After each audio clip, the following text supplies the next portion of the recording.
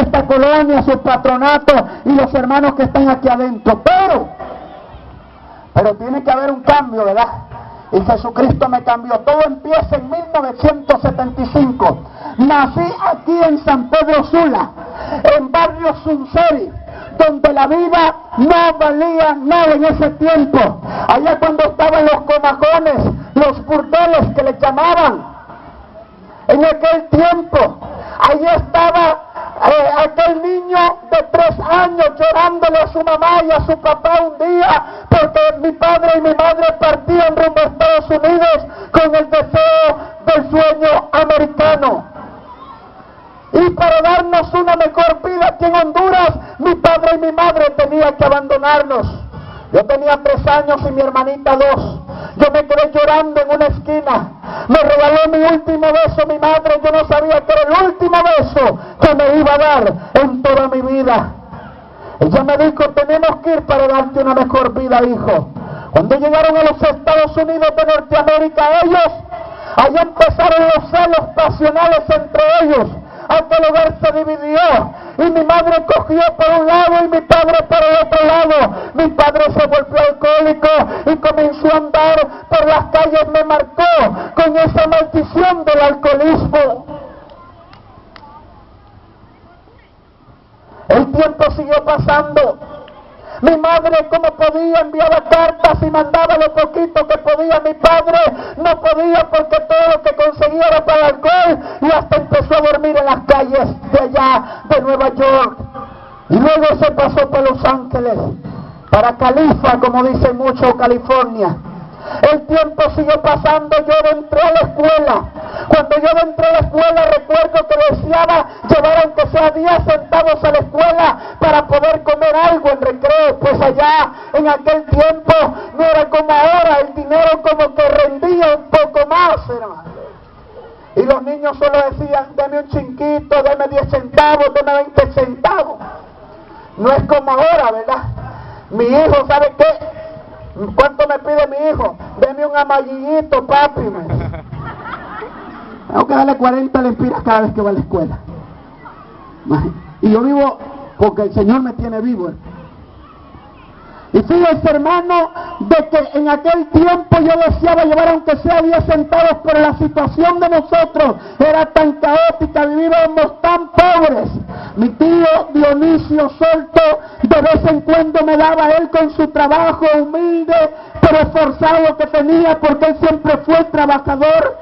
Hermano, él me daba 10 hasta 20 centavos a veces, con los cuales yo compraba, pero no era todo el tiempo. Descubrí un método para poder llevar dinero a la escuela. A la edad de 7 años empecé a meterme en pulperías, empecé a meterme en tiendas, aquel niño chiquito se metía abajo de los mostradores y sustraía el dinero de aquellos lugares. Y de ser el que no llevaba dinero a la escuela, empecé a llevar 200, 300, 400 lempiras, allá cuando los frescos valían 30 centavos. Llevaba también paquetes de pluma, paquetes de caramelo, hasta negocio había puesto allá adentro ya el muchacho.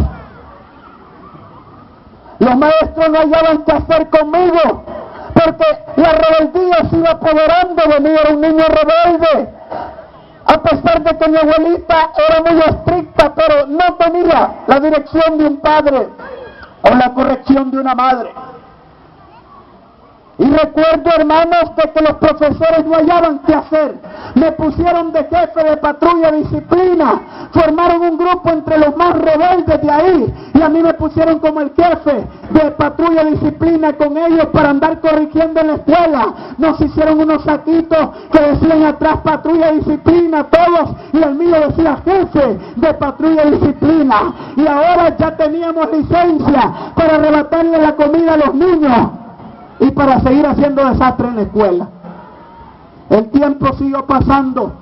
Era triste cuando había día de la madre o día del padre, Todos los niños estaban con su mamita y su papito en la escuela, algunos jugando, otros disfrutando del convivio que estaban haciendo, realizando en la escuela, una fiesta gloriosa como la que hay ahora. Hermano, todos los niños bien bonitos ahí en la escuela, otros le daban dinero y iban a comprar, y yo estaba en el callejón, un callejón que le llamaban el callejón oscuro de la escuela. Estaba llorando porque mi padre y mi madre no estaban aquí en Honduras y yo no tenía quien me representara en la escuela. Yo lloraba, hermanos, y yo decía, ¿por qué mis padres se fueron? Mi abuelita me amó mucho, ella murió siendo una sierva de Dios, pero antes de ser una sierva de Dios, ella practicaba religión, era tremenda en la religión, pero para decirle al vecino hasta de qué se iba a morir, era la hora más fácil, hermano. Esa era mi abuelita. Mi abuelita no fallaba en la religión, pero cuando alguien se metía con ella, se metía dentro de la casa, sacaba una cuchillita encombada y sacaba un plato de vidrio con intención de quebrárselo a alguien, qué sé yo, y decía, ya va a ver, este hijo de no sé cuántas o esta hija de no sé cuántas, ¿quién es Lisa Carranza? Así hay mucha gente que profesa una religión o dice tener una religión, pero no amaya para decirle al vecino hasta de que se va a morir, no amaya para meterle un sapo en la panza a otro, para ponerle el cuchillo, para ponerle la pistola. Entonces ¿sabe qué? Los hijos de Dios no hacen esas cosas. Los hijos de Dios aman a su prójimo como a sí mismo. Los hijos de Dios son los que escuchan la voz de Dios y lo siguen. Los hijos de Dios son los que escuchan la palabra, la atesoran y la guardan en su corazón. Pero mi abuelita no sabía de esto.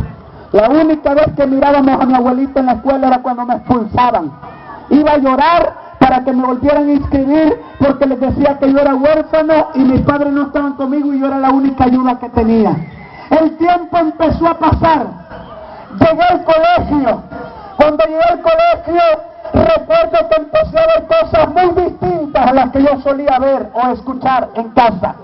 Pues en casa se escuchaban aquellas rancheras que había en aquel tiempo, un programa que lo escuchaban los ancianos a las 3 de la tarde, unas mentadas rancheritas del compadre Pablo. Pues entonces mi abuelita no se las perdía, y había una ranchera que decía, sonaba bastante en ese tiempo, que decía, caballo de pata blanca con herradura de acero. Pero ya en la escuela, en el colegio, empiezo yo a escuchar ritmos distintos como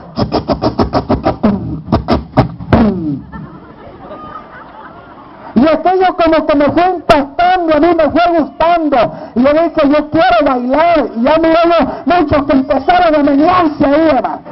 Y dije, yo quiero aprender esos pases. Por eso es que mire, yo le recomiendo a la gente que en la tierra aprenda a alabar a Dios, porque si no aprende a alabar a Dios en la tierra, no va a poder ir al cielo, porque allá no hay predicadores, allá solo va a haber gente que alabe y glorifica al Señor, pero aquí aprendemos a alabar. Y si nosotros a veces para el diablo, mire, cuando yo iba a la disco, me compraba el mejor par de tenis, el mejor par de zapatos y allá mira. Sí, hermano. Otros tal vez no, porque no era su tiempo, pero tal vez bailaba la del moño colorado, ¿verdad? Tal vez bailaba el hotel de lote, la punta. Yo miraba a una muchacha que hasta así les hacía la faldita para un lado y para otro, pero eran buenas, pues. Y si lo hacíamos así para Satanás, hermano, si nosotros nos gozábamos para el mundo y para Satanás, ¿por qué hoy no vamos a poder decir gloria a Dios? Alabado sea Dios, te alabo mi Señor. ¿Por qué le va a dar pena a usted decir gracias, Padre? Bendito eres, ¿por qué no va a poder danzar delante de la presencia de su Creador? Si antes lo hacía para el diablo y luego para Dios. Gracias, Padre. Pero mira, hermano, ¿sabe qué? Aquellos ritmos me empezaron a gustar a mí. De manera que empecé yo a hacer mis pasecitos también. Usaban unos pantalones ellos tumbados, decían, que eran unos pantalones que tenían unas grandes bolsas de jean, unas grandes bolsas donde se traía imprimido o bordado, decían Calvin Klein, CCK, Adidas, Nike, Tommy, etc. Y el pantalón le tapaba a uno todo el tenis. Yo decía, yo no sé por qué usan Nike, Adidas, también Tommy y todo eso, si el pantalón les tapa el tenis, Pero bien, yo quería andar tumbadito como ellos, y empecé a andar mis jeans también, mis buenos tenis, y empecé hasta a caminar como ellos. Algunos caminaban tumbaditos, decían de esta manera así, miren. Y otros caminaban tumbaditos así, ocholos, decían de esta manera, que parecía que había ido al baño y se le había olvidado hacer algo. Pero la cosa es, mira, que no gozamos con